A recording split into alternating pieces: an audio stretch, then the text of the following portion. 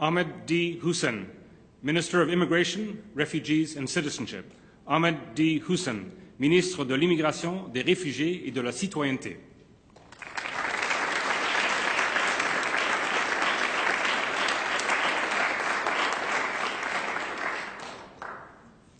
I, Ahmed D. Hussein, do swear that I will be faithful and bear true allegiance to Her Majesty Queen Elizabeth II, Queen of Canada, her heirs and successors, so help me God.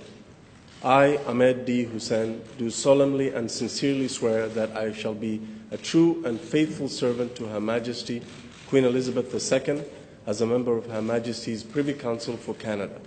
I will in all things to be treated, debated, and resolved in Privy Council faithfully, honestly, and truly declare my mind and my opinion. I shall keep secret all matters committed and revealed to me in this capacity, or that shall be secretly treated of in council. Generally, in all things, I shall do as a faithful and true servant ought to do for Her Majesty. So help me God.